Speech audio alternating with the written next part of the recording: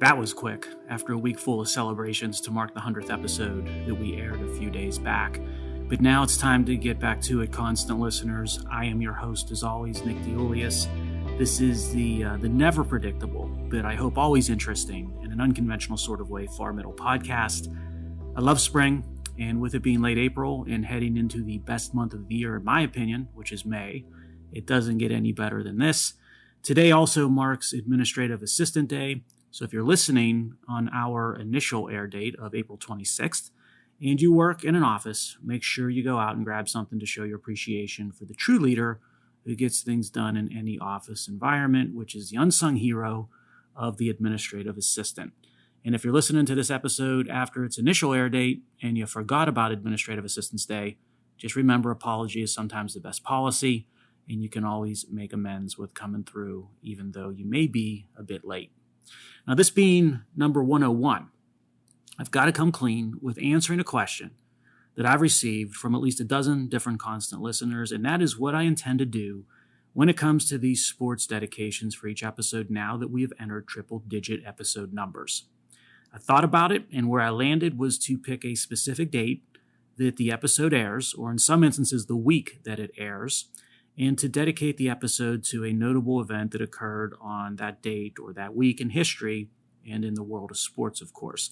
Now, that'll give us an infinite number of possibilities for dedications, as well as give us the opportunity to go down some interesting rabbit holes to make things even more fun for those future dedications. And we are presented with that very kind of an opportunity here with our episode 101 dedication, April 26th.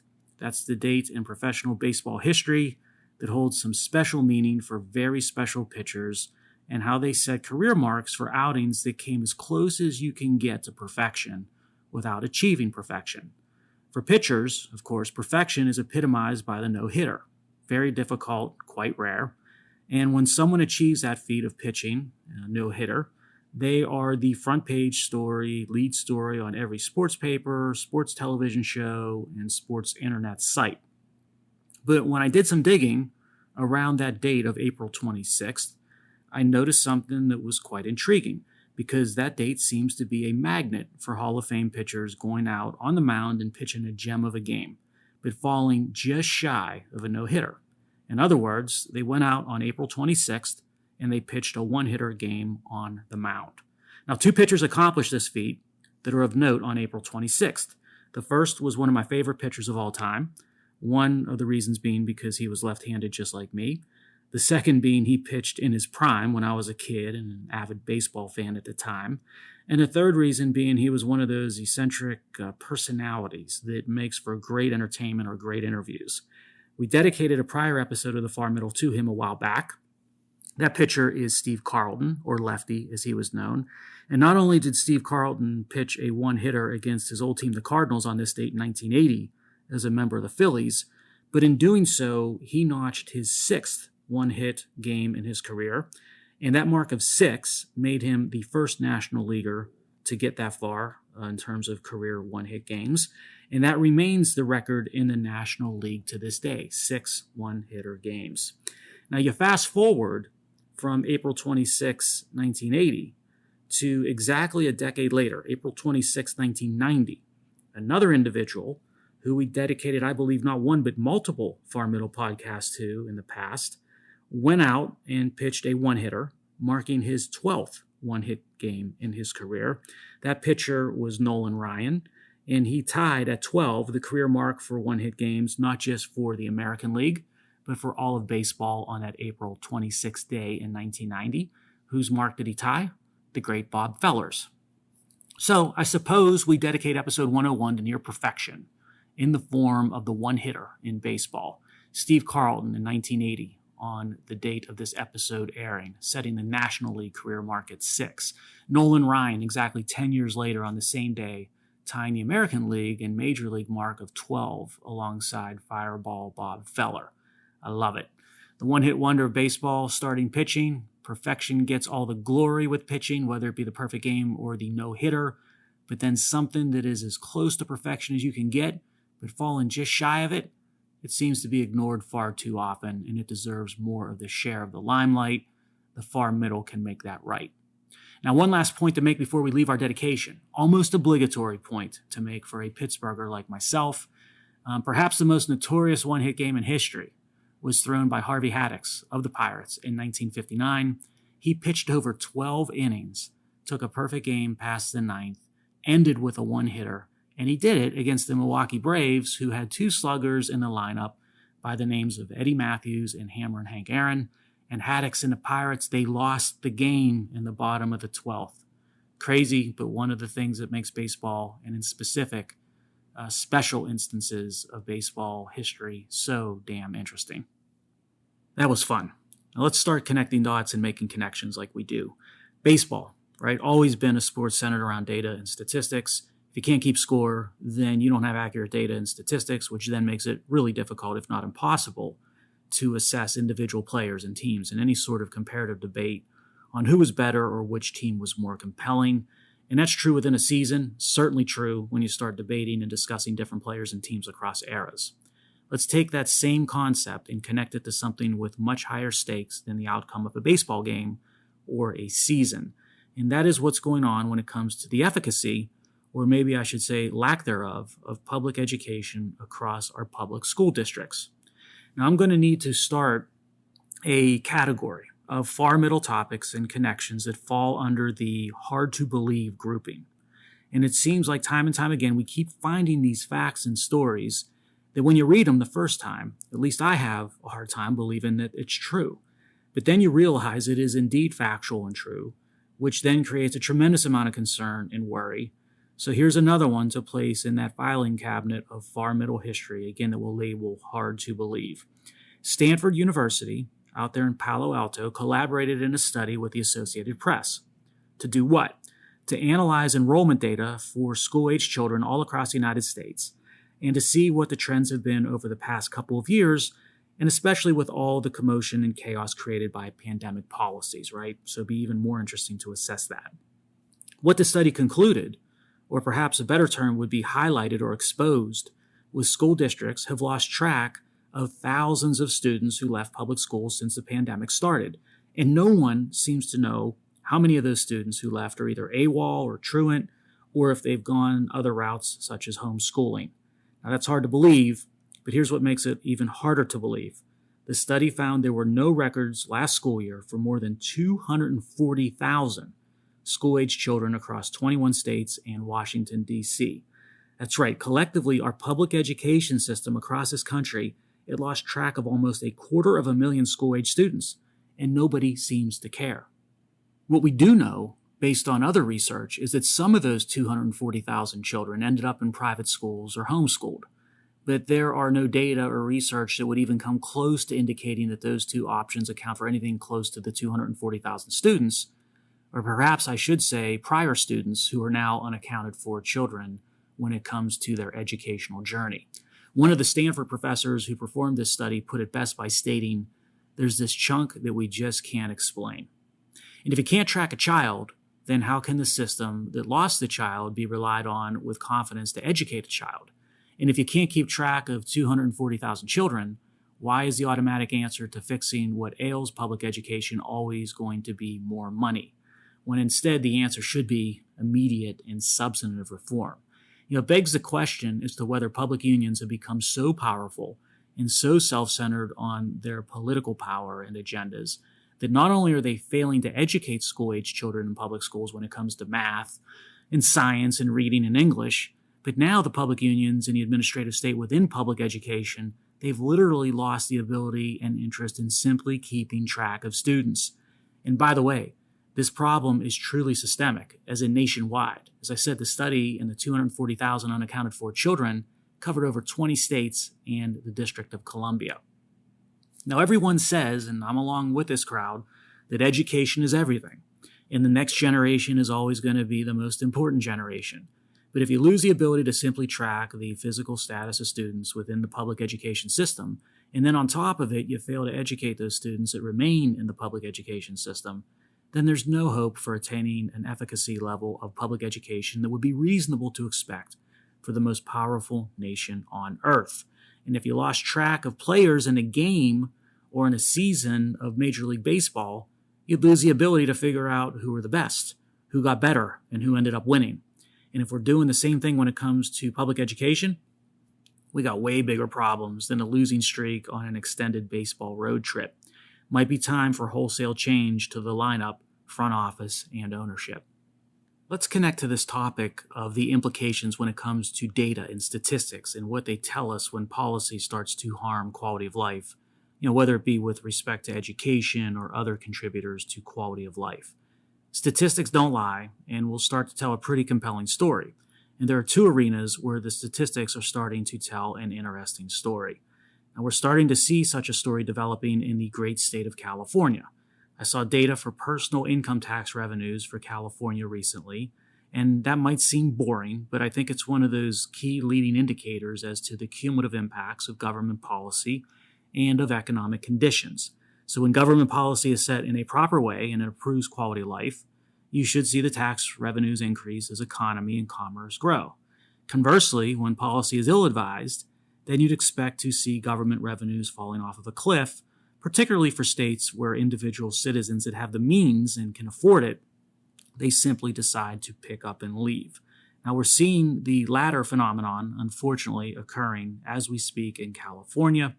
The state's personal income tax revenues are dropping, and the best word I can use to describe this is precipitously. And if the trend continues, you can be sure that the math is going to dictate troubling times and difficult decisions are going to be looming large for California. And that sort of makes sense. Horrible policies have been enacted across the entire economic spectrum in the state, and the biggest contributors to the economy that have the means to exit the state, they're going to do that or they will do it. Economic growth in the private sector languishes, and then you see all of that accumulating into declining personal income tax revenues. Now, the second place where this phenomenon is starting to play out, in some ways is even more troubling and starker than what's going on in California. And that is what is occurring with the federal government and its budget and balance sheet. Statistics and math tell us that the government debt has exploded at over $31 trillion. Economic growth has flattened out, or it's declined because of the ill-advised policies enacted from climate to labor to tax. And interest rates, they're rising as the Federal Reserve belatedly attempts to put out a raging inflation fire that it's created with over a decade of nominal low interest rates, negative real interest rates, and free money. I laughed the other day, I wanted to share this with you, when someone on television stated that the Federal Reserve is acting as both the arsonist and the firefighter when it comes to monetary policy. I think that's an apt descriptor. Anyway, if you look at the federal net interest costs as a percent of tax receipts, and you take the Congressional Budget Office or CBO forecast through 2033, what you'll find is interesting, shocking, and I think unprecedented. Because the CBO forecast says federal net interest costs are going to approach 20% of tax receipts by 2033. And I've got to tell you, constant listeners, that when you look at some of the assumptions the CBO is applying when developing that forecast, there's a really good chance the CBO is underestimating the percent of tax receipts that the federal government will spend on net interest costs. It may end up being much worse and higher than the 20% that is currently forecasted by the end of the next 10 years. And I mentioned this was unprecedented. That's because the CBO forecast has federal net interest costs hitting a level of tax receipts that we haven't seen in the modern era, or at least since 1960, which is as far back as my data went. It wasn't that bad during stagflation in the 70s. It wasn't that bad during the Cold War, where we tried to outspend the Soviets and we stressed our finances. It wasn't that bad during the Iraq wars, and it wasn't that bad during the global financial crisis of 2008 and 2009. We are heading for unprecedented and uncharted waters when it comes to the balance sheet and the debt level and the budgetary health of the federal government. It's all staring us in the face in the statistics, just like baseball box scores. Now, as we jump into the next topic, you can sort of get the feeling that our connections this episode are cumulative ones, where the next one is the result of the series of the prior ones altogether. Anyway, let's take statistics and math, government finances, and the impact of ill-advised policy through the years to talk about what's going on in another country across the pond and how that might be a harbinger of things to come in these United States. The country I'm talking about is France, and the issue they are contending with is the massive protests the country experienced late winter and now early spring this year over President Macron's attempt to reform French pension laws. And I thought this was a good topic for this episode, not only because it's a natural dot to connect to based on our prior topics that we just covered, and not only because, as I said, it could be indicative of what we will soon be facing here in America, but also because the topic itself, it's quite interesting and not as simple as I first thought it was, and just allow me to explain. So Macron wants to do something that appears to be quite simple and reasonable on the surface, and that is increasing the minimum pension age in France from what is now 62 years to 64 years. And he's looking to do this form of pension reform without a vote from the French National Assembly through some sort of technicality that's found in the French Constitution.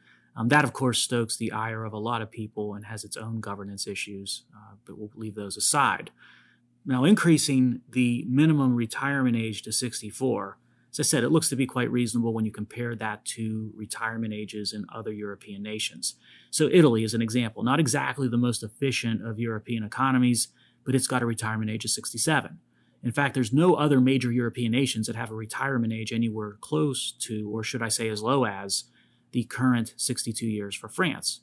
And increasing it to 64 years would still place France at a lower retirement age than Germany, Italy, the UK, Norway, Spain, and Portugal. So the new French target that President Macron is pushing of 64 years, it still looks low relative to peers, and that's sort of where I landed on assessing this at first blush. But it's a little more complicated than that. Some of the details highlight just how complicated it can be. So the most notable to me is that to retire at age 62, you must have worked for 42 years, which means working nonstop from the age of 20 to 62. And by 2025, that number, by the way, goes up, and a French worker would need to be employed for 43 years, or start working basically at age 19, to be eligible for a pension at 62. The benefit calculation, the way you calculate your benefit, that's also some detail of interest. It's 50% of a worker's average salary over the best paid 25 years. And for every year less than the 42 years that you accumulated as a worker, that 50% of your best 25 years, it gets reduced further. So I think it's somewhere in the 2.5% per year for every year that you fall short of 42 years neighborhood, or that type of a haircut, that level of a haircut. Now, let me point out that if you work to 67, then you get a full pension. So these rules that I'm talking about here, they apply only for the minimum age retirement of 62 years. And French workers, they've got to contribute more of their wage during their working careers to pension and taxes than what most of their fellow workers contribute in the rest of Europe and in the United States. So French workers are effectively contributing more over their career, which would logically lead one to think that they should receive a larger pension when retired, all things being equal. Yeah, it's not as simple as it seems on the surface of just a single metric of retirement age for early retirement going from 62 to 64 years. But French pensioners are still enjoying better benefits all in when compared to peer nations, even after you account for all of these different factors that we just discussed. In this pension discussion, it also gets us into the statistics and the math of French national finance, because France spends 14% of its GDP on pensions, which is easily one of the highest levels in the world. It's double the OECD average, and it'll get more expensive as the population in France inevitably ages due to low fertility rates in France and it being under sort of the worker replacement ratio. So there's only 1.7 workers in France per pensioner today, and it's projected, that ratio is projected to go down to 1.3 soon. And then you add in longer life expectancy, and you start to see that a bad pension situation is going to be getting much worse pretty quickly. So Macron, he's doing the right thing, or maybe the better word is necessary thing. Actions need to be taken to bolster what looks to be a system set on a course of default without reform. And more than just raising the minimum retirement age from 62 to 64 will almost certainly need to be done. This is just basically the first step. And what else would constitute more being done? Well, a lot of things, as in more taxes on business and income and activity, and probably more changes or tweaks to the pension system that result in the end in lowering the payouts and what you get later in life to retirees. It's math and statistics per our core themes of episode 101. And ironically, the protesters, or at least most of them, they agree the math is a problem and the pension and national finances need to be healed or bolstered. But the protesters, they want, of course, the fixes to be paid for by other stakeholders, from the populist drumbeat of taxing the rich and corporations to more subdued arguments to place the tab in the lap of the next generation. In other words, sort of kicking the can down the road, as is ever popular in the West these days when it comes to addressing fiscal health. And I'd like to connect this discussion of France's inevitable pension problems and their overall sort of financial illness back to the United States and our statistics and what's going on with the math here. I painted some gloomy pictures when it comes to the fiscal health of the United States a few minutes ago, but I left out when I was discussing that what I would call these off-balance sheet liabilities and commitments of our government in the form of things like Social Security and Medicare and Medicaid. Those items are massive. They are growing at astonishing rates, and they take what is a very shaky balance sheet and effective cash flow statements and future fiscal projections, and they turn them into ones that look as ugly as France's financials going into the future. On an annual basis, Medicare and Medicaid, they're over $1.5 trillion a year. Social Security is not much better, almost $1.3 trillion per year. If you were to present value those annual outlays, you would come up with these off-balance sheet liabilities that are on par with or exceed, depending on your assumptions, the $31+ trillion of national debt. And what ends up looking like a debt to GDP ratio of a frightening 120% when you just count the debt itself, it ends up being something much, much higher than that when you include these off-balance sheet commitments, which makes, of course, our financial future prospects even more terrifying. Not including the present value of things like Social Security and Medicare and Medicaid when assessing our nation's financial health, it's ridiculous to the point where it is self-delusional. We can connect back to the baseball analogy to make the point. If I had a favorite baseball player and I wanted to argue to you that they were a great hitter because they rarely struck out, how credible would my argument be if I decided that the player who, let's say, played for the Pirates in the National League Central Division, when stating his number of strikeouts for a year, I excluded any strikeouts he had when playing against the National League East or the National League West or American League foes. I just counted the strikeouts against National League Central Division opponents. Of course, I'd be ridiculed of cooking the books and creating a false premise by manipulating statistics. In fact, in this case, not so much manipulating statistics, but outright ignoring the statistics. And all too often, that's what's happening when it comes to government finances, including here in the United States. The government cooks the books, manipulates the statistics by making rosy projections that everyone knows are never going to occur. An example of that is assuming that all these handouts and funding schemes will sunset at a certain period of time and stop the outlays, when the reality is the entitlement programs and spending programs within government, they never sunset once they're created. And then the government doesn't so much cook the books as much as it mangles the books by consciously excluding major and massive outlays or liabilities when stating things like debt to GDP ratio or budget deficits. That's the behavior of pretending that Social Security and Medicare and Medicaid, they don't count. They very much do count, and when you add it all up, that financial reality, so to speak, this nation is facing is putting us in some pretty serious predicaments. And to avoid default, a major adjustment in our ways is in immediate order. We're heading toward government austerity, the likes of which we have never seen, and that means more taxes, less spending, and both on a major scale. It's not going to be fun. It's likely to make us very sick economically, potentially for a long period of time, but it's the only hope that we've got of getting to a better place without going through an existential threat of a default by government. We're going to close out episode 101 with an inspiring story. Consider it motivation for doing the hard work that lays ahead of us as a nation to right things, because what I'm about to tell you is an example of how America and Americans is the greatest country and are the greatest people, respectively, in history. I want to talk to you about someone you never heard of, but whose actions culminated in a life that few Americans would ever hope to match.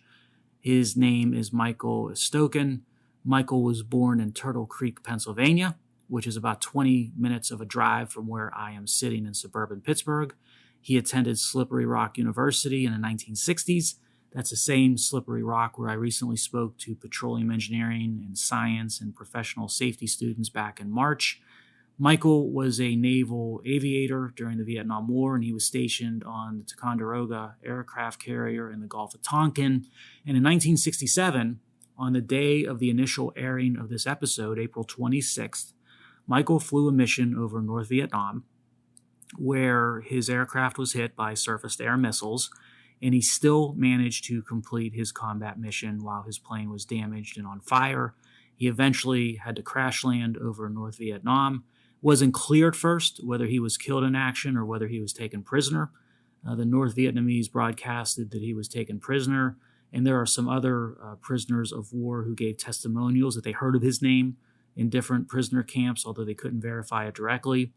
And there were indications through a package returned to his family that he may have been alive and imprisoned in North Vietnam, but it couldn't be verified. So to this day, it's still not 100% clear whether he was killed in action or whether he died as a prisoner of war in captivity. But in the late 1970s, after he was confirmed deceased, Michael's family officially received the Medal of Honor awarded to him for his valor.